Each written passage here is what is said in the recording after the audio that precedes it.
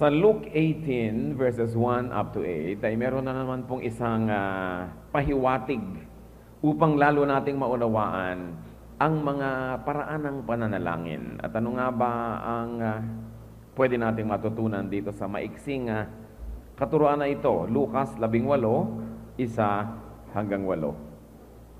Then Jesus told his disciples a parable to show them that they should always pray and not give up. He said, in a certain town there was a judge who neither feared God nor cared about men.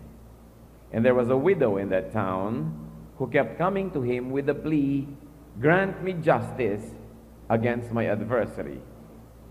For some time he refused, but finally he said to himself, even though I don't fear God or care about men, yet because this widow keeps bothering me, I will see that she gets justice, so that she won't eventually wear me out and with her coming. And the Lord said, listen to what the unjust judge says. And will not God bring about justice for his chosen ones who cry out to him day and night? Will he keep putting them off? I tell you, he will see that they get justice, and quickly. However, when the Son of Man comes, he will find faith on the earth. At pagpalain tayo ng Panginoon sa pagbasa niyang kanyang mga salita. So, isang istorya. Isang halimbawa na nakikita natin yung kabutihan ng Diyos. Merong tatlong tauhan na dapat tayong bantayan sa istoryang ito. Unang-una, ang makulit na babae. The persistent woman. Meron siya sigurong kaso at talagang siya'y nakakatiyak na siya'y tama at ang hinihingi niya hindi panalo, ang hinihingi niya hindi kampihan, ang hinihingi niya katarungan. She was asking for justice.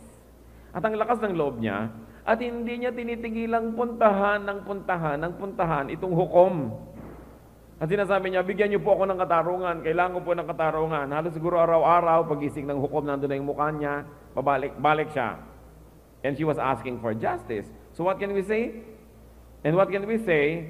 She was not asking for a bad thing. She was actually asking for a very good thing, which was justice. Hindi siya humihinging kampihan siya kahit mali siya. Sabi niya, katarungan. Ang lakas ng loob niya, palibas at maganda naman ang hinihingi. Now, there was this ungodly and a very uncaring judge. Isang hukom na walang takot sa Diyos at wala ring malasakit sa kapwa-tao. Basta hukom lang siya. Sabi sa Bible, he did not fear God. He did not care about people. But, although the Bible did not say it, we can surmise he was wise. Matalino. Bakit? Sabi niya, bibigyan ko na nga ng katarungan tong babaeng ito. Sabi ko nun, hindi na siya titigil ng kagugulo sa akin.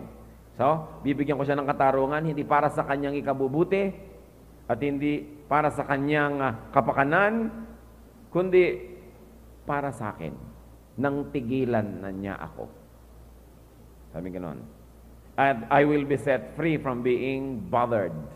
And this is a very interesting character of a judge and a very interesting commentary on human character as compared to God's character. Pagkatapos sino yung pangatlong character? Ang Diyos mismo. No? That God will bring about justice, sabi diyan, for His chosen ones. Una, God will bring justice. Tapos God will bring justice for His chosen ones. Lumaki yung area. And God will bring justice for His chosen ones who cry out to Him day and night. And He will bring justice for His chosen ones who cry out to Him day and night quickly. Merong relationship yung mga idea. Mabilis. Pero meron siyang hinahanap, sabi sa verse 8. However, when the Son of Man comes, will He find faith on the earth? Comparison. Babaeng nangangailangan, isang hukom na ibibigay na nga, total, hindi naman masama ang hinihingi niya, justice, pero siguro kung sakali man na hindi niya makulit, baka mamaya ang nanalo yung kabila. The judge could have been corrupted because the Bible says he did not fear God and he did not care for people. He could have been corrupted, he could have been bribed, maaaring iniban niya at hindi nagkaroon ng katarungan, pero sabi niya, kung hindi man para sa iyo, para sa aking kapakanan, ibibigay ko ng gusto mo at nang matahimik ka.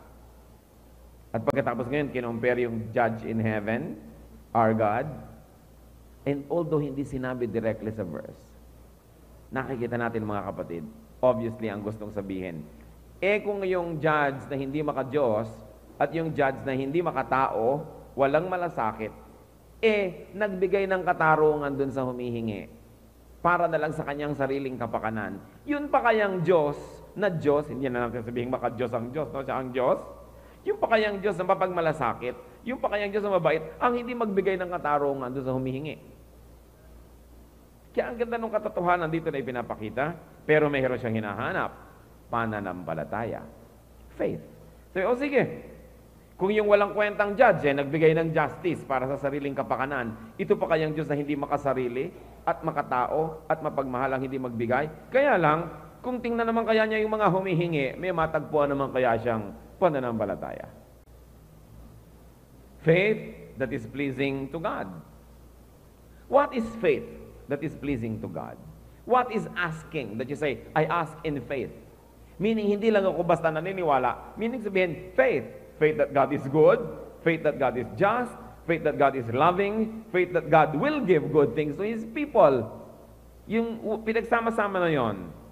Pag sinabi po natin ang isang panalangin na meron talagang faith, unang-una, it is asking for the right things.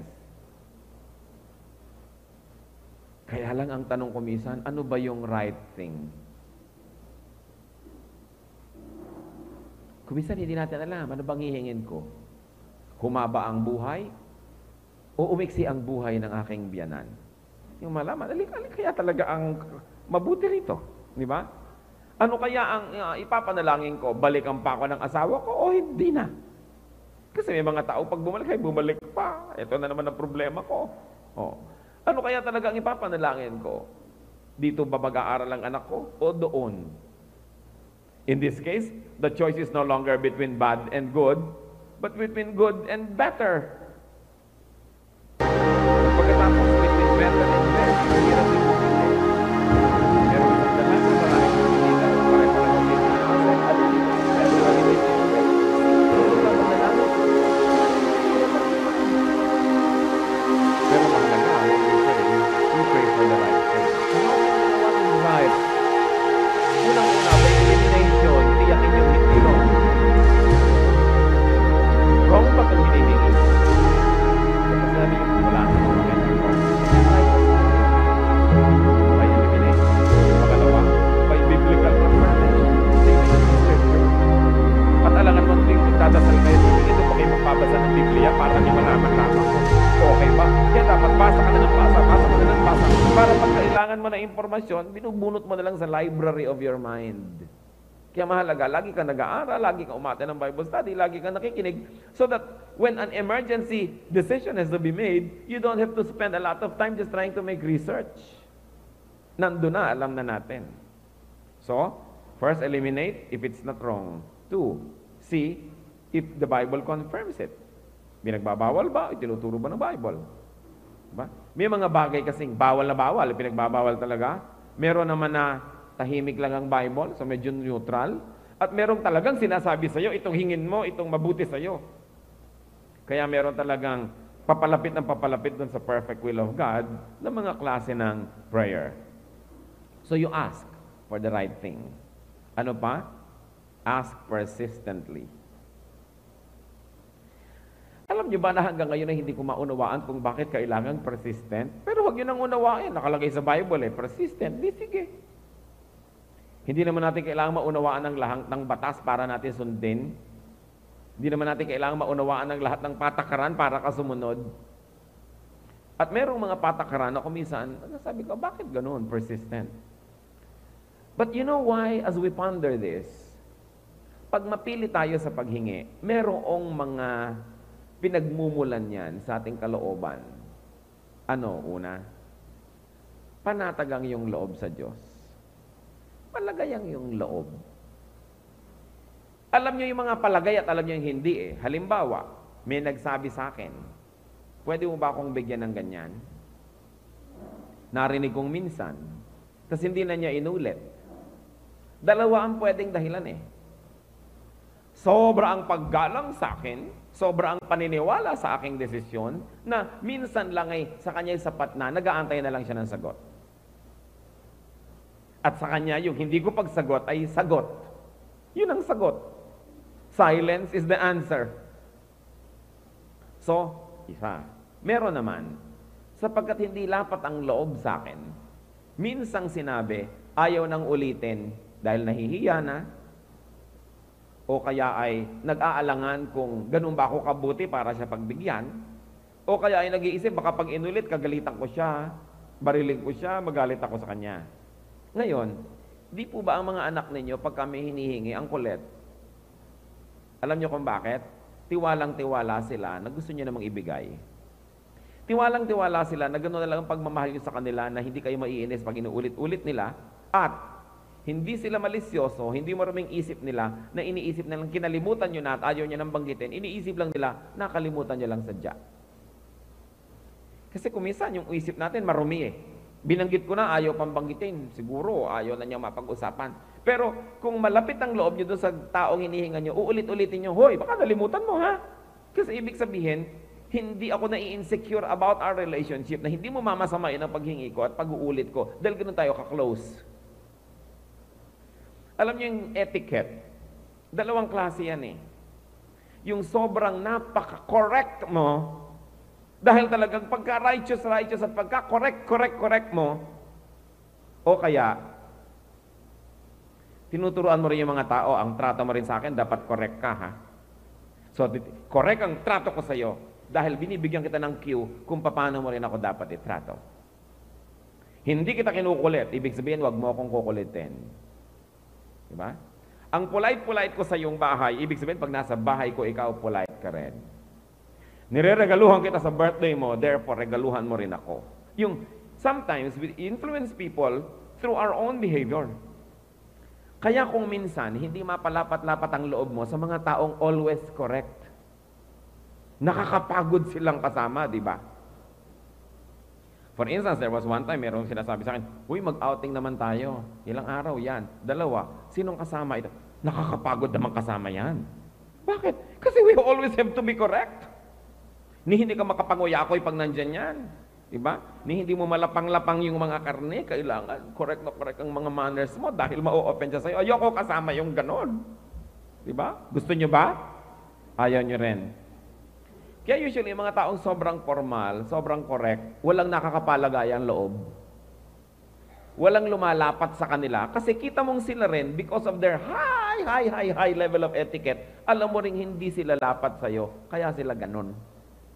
So sila yung nagbibigay sa ng pahiwatig kung paano mo sila dapat itrato. Kung paano kanila tinatrato. Kaya alam nyo, pag masyadong correct yung tao sa inyo, hindi pa lapat. May hihingin lang, ang dami pang pasakalye. Kaya ako paglapat yung loob ko, ano bang pasakalye? Anong gusto mo? O ito, o sige, okay, tapos na. Huwag lang kung ano mga pasakalye pa kasi hindi naman ako ibang tao. Hindi mo na ako kailangan kumbinsihin. Sabihin mo na lang direct. Ngayon, bakit related yun? Pag ang kulit-kulit natin sa Diyos, either ang kulit nyo lang talaga, o kasi panatag na panatag ang loob nyo. Lapat na lapat kayo sa Diyos, na hindi nyo iniisip na mamasamain niya na pinapaulit-ulit nyo. Tulad ng isang batang anak na nagtitiwala, na hindi niya isiping mamasamain ng magulang, na ang kulit-kulit niya. At aminin nyo na mga magulang, maraming hiling ang inyong anak na kung hindi sila makulit, malilimutan nyo na. Although ang Diyos naman hindi nakakalimot, iba siya. Pero ewan ko kung bakit gusto niya yung persistent. Binasa naman natin ang verse, di ba? Nakita ng mata nyo. Sinabi kailangan, persistent ka. Ginawang example yon. At para lalong linawin na dapat makulit ka, sabi, kung yung judge na hindi maka-Diyos, hindi makatao, pinagbigyan na sa kakulitan. Yung pa bang Diyos na maka-Diyos, dahil siya na talaga ang Diyos, at makatao at mapagmahal, yun pa ba ang hindi magbigay? Ano kaya ang gustong makita ng Diyos? Bakit gusto niya mapilit tayo? Hindi dahil kaya natin palitan ang kanyang desisyon, hindi dahil kaya natin siyang impluwensyahin ang kakukulit, kundi sa pangungulit natin at pagiging persistent, ipinakikita lang natin isinisiwalat ang tunay na ating pagtingin sa Diyos at pagtitiwala sa Kanya at pagiging palagay ng ating loob. 1 John 5:14. This is the confidence we have in approaching God, that if we ask anything according to His will, He hears us. So mahalaga yung alam natin ng will, no? Kung minsan naman, people are so ignorant of God, so ignorant of God's will, and so ignorant of God's character, that they do not persist. Because they are not sure kung natutuwa ang Diyos sa hinihingi nila or not. Halimbawa, hinihingi nyo na makakilala sa Panginoon ang inyong mahal sa buhay. Sa pagkakilala nyo sa Diyos, alam nyo gusto niya rin yon. Therefore, pwede natin ipagtalagang ulit-ulit. Dahil alam natin, gusto rin naman niya yun eh. Para bang tao, dahil alam mong mahal ka, kahit pa ulit-ulitin mong I love you, alam mong maganda. Dahil gusto niyang marinig yun, dahil yun din ang kagustuhan niya eh. Kaya yung kagustuhan ng Diyos, mahalaga na alam natin, and we pray according to that. Ngayon, meron namang mga faith. Faith pa rin ang pinag-uusapan natin, right? Yung faith na makulit, dahil I have faith in the strength and the closeness of our relationship, that I know that you will not be bothered and you will not consider it bothersome, that I'm always praying about it. No? And still talking about faith, there is a kind of faith that is weak. That even while praying, the people praying are already conditioning themselves not to receive what they are asking for. Ano ba, Lord, ito naman po pinipray ko lang, kung will nyo lang, kung pwede. Once more, parang coin ito na two-sided. Either, talagang sobra na naman ang tiwala mo sa Diyos, na kahit nasa iyong isip, alam mong ito dapat, pero sa sobrang tiwala mo, sa ending, sinasabi mo pa rin na, Lord, your will, not my will. Okay? So, ang ganda nung ibig sabihin nun ay bahala na po kayo, Panginoon, kung talagang ayaw nyo. Dahil nagtitiwala na tama ang Diyos.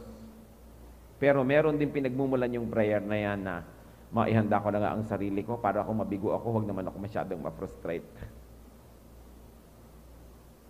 Ibig sabihin, wala kang faith. Hinihingi mo palang, hinahanda mo na yung sarili mong hindi mo tatanggapin. Paano mo nga tatanggapin? Kaya kung minsan meron tayong anak, nagpe-pray, ang laki ng faith. Tapos mo, anak, huwag naman ganun ang prayer kasi para ipag-pray mo rin na para pagka hindi will ni Lord, tanggapin mo rin. Actually, hindi mo lang siya tinuturuan na magkaroon ng complete trust in God's decision, pero sinasabi mo rin sa kanya, don't expect too much, baka mabigo ka.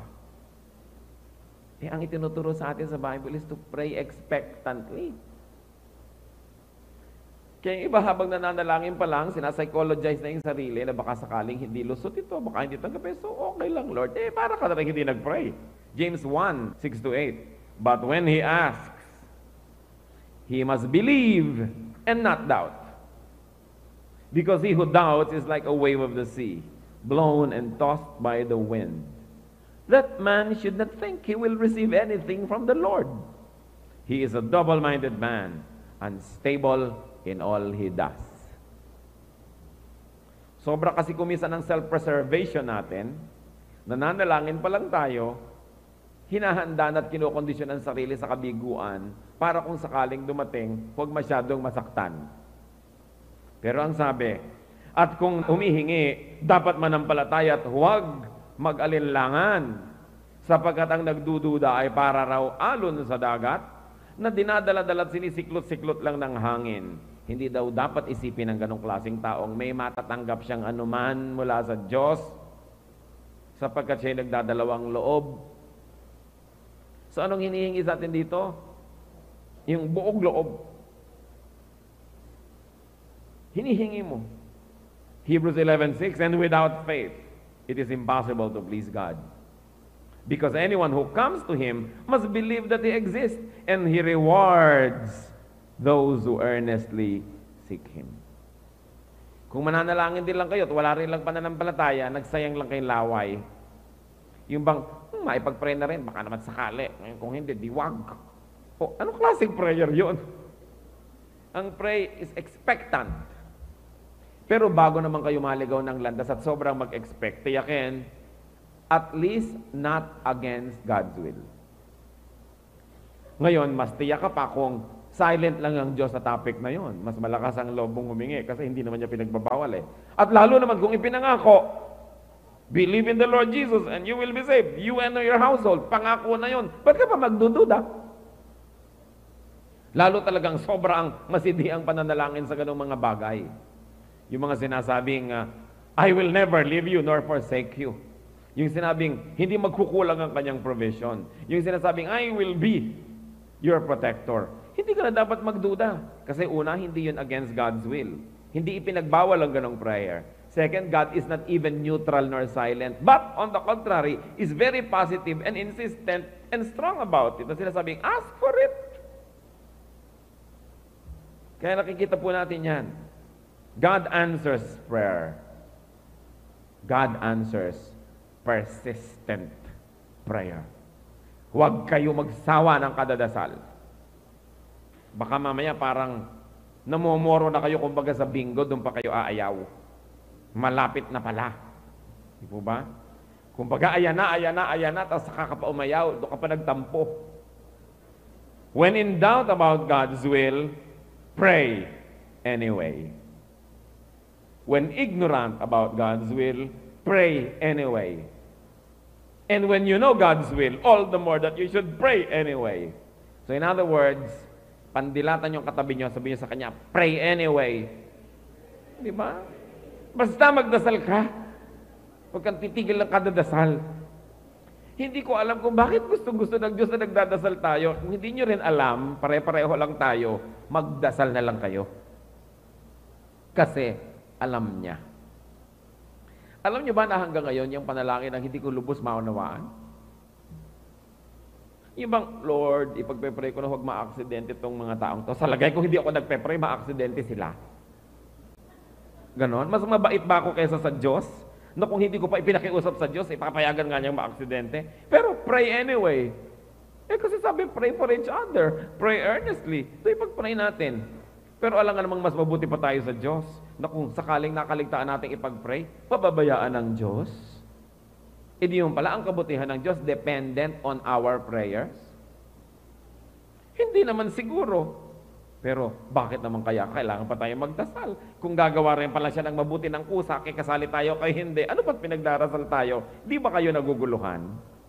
Kaya ang policy, just pray anyway. Hindi mo naman kailangan maintindihan lahat yung mechanics niyan eh. Parang isang bata na humukay ng isang dakot na buhangin sa tabi ng dagat at sabi ng isa, aanin mo ang hukay na yan? Sabi niya, ilalagay ko sa hukay na ito ang tubig ng lahat ng Pacific Ocean. Imposible, di po ba? Ganon din ang ating utak para lang isang maliit na hukay sa buhangin. Hindi nyo kayang i-contain dyan lahat ng thoughts ng Diyos. So, sumunod na lang kayo sa nauunawaan nyo at hindi. Of course, may mga bahagi ng buhay na unawang-unawa natin bakit tayo dapat sumunod. Halimbawa, you shall not commit adultery. Hindi nyo na kailangan maging matalino para malaman yung tama yung batas na yon. Di ba? That you should not steal. Hindi nyo kailangan unawain. Obvious na yun eh. Pero may mga bagay na hindi mo talaga maunawa ba't pinapagawa. Gawin nyo na lang. Absence of understanding of God doesn't mean absence of wisdom of God. No? Kung hindi natin nauunawaan, hindi ibig sabihin mali siya. Anong sabi ni St. Thomas Aquinas? It is exceedingly foolish for a man to think that what he doesn't see does not exist, or what he doesn't understand is wrong. Kaya manalangin, manalangin, manalangin. Isa pang example, Luke 11, 5 up to 9. Ang Panginoon na naman, nagtuturo, nagbibigay na naman ng illustration. Then he said to them, suppose one of you has a friend, and he goes to him at midnight and says, friend, lend me 3 loaves of bread, because a friend of mine on a journey has come to me, and I have nothing to set before him. Then the one inside answers, don't bother me. The door is already locked, and my children are with me in bed. I can't get up and give you anything. I tell you, though he will not get up and give him the bread because he is his friend, yet because of the man's boldness, he will get up and give him as much as he needs. So I say to you, ask, and it will be given to you. Seek, and you will find. Knock, and the door will be opened to you. How can we be more clear? Ang ganda ng example, hating gabi, tulog ka na, nandun na lahat ng anak mo nakapaligid sa iyo sa higaan, nakalak na ang pinto, patay na ang ilaw, may kakatok pa sa iyo, may dumating akong bisita, wala akong maipakain, pahiram naman ang mga tinapay mo dyan. Mga tulog na ako, mga bata, nandito na lahat, nakalak na, wag na. Pero sabi, hindi ka man pagbuksan dahil kay kaibigan. Ibig sabihin, your friendship is not enough reason for this person to stand up and give you the bread. Pero kung hindi ka tumigil, kakakatok doon, bubuksan ka na rin yan, mawala ka na lang doon. Nakita niyo ba sa Bible? Hindi ko iniimbento. Sabi, ang ibig sabihin na naman nito, ano yon? Kung yung tao na ayaw magbukas dahil ang iniisip ang kapakanan niya, yung comfort niya, magbubukas na rin dahil kumakatok ka. Diyos pa ba na mahabagin? Diyos pa ba na willing ma-disturb? Nagpako na nga sa krus yung ating Panginoon para sa atin. Yung Diyos pa ba na yun ang hindi magbukas kung kumakatok ka? So pag di kayo pinagbubuksan, anong ibig sabihin? Hindi kayo kumakatok. Kasi ang sabi knock, and the door will be open to you. Baligtarin mo lang yon. If the door is not being open to you, it means you're not knocking. Or, you are not knocking loud enough. O isang katok mo lang, tulog na yata, makaalis na nga. Di ba? Kasi eto na naman yung etiquette mo. Alam niyo yung etiquette na sobra, para lang yan sa mga hindi magkakapalagayang loob. Pero pag palagayang loob, nanay mo, kapatid mo, gigisingin mo. Kaya alam mo rin kumisan kung hindi palagayang loob, yan sinasabi ko nga, sobrang good manners. Yung bang siyempre, pag nagmamahalan tayo, alam ko pwede mo kong gisingin, pwede mo kong istorbohin. Pero the reason hindi mo ko ini-istorbo, ibig sabihin din nun, pag ikaw ang tulog, hindi kita dapat istorbohin. Binibigay mo lang sa akin yung rule. Pero pag magkakapalagayang loob, okay. Kaya siguro ang Diyos natutuwa sa persistent prayer. Ibig sabihin, hindi ka matampuhin, palagayong yung loob. At kung siya ay nakakatatlong katokan at hindi ka pa pinagbubuksan, hindi mo sinasabing, ayaw niya talaga magbukas, masama ang loob niya, masama talaga ang ugali niya. Hindi sinasabi lang, siguro tulog pa, kakatok pa ako. Kasi alam ko, pag nagisingan, hindi naman ako titiisin. Di po ba? Kaya napakaganda nung kakulitan na nagmumula sa kapalagayang loob, hindi dahil sa kakapalan. Magkaiba naman yun, yung ang kapal mo naman, yung alam mo na talagang ayaw ka pagbuksan, tigi ka pa. Pero yung kasi katok ka ng katok dahil nagtitiwala ka that you are close enough that probably hindi ka lang naririnig kaya hindi ka pinagbubuksan dahil ang pagkakakilala mo sa tao kung narinig, magbubukas. Di po ba? Kaya sabi niya, itong tao man na ito na iniisip ay kapakanan niya, pagbubuksan ka pa rin, Diyos pa ba na iniisip yung iyong kapakanan at hindi yung sa Kanya? So sabi, ang ganda, ask.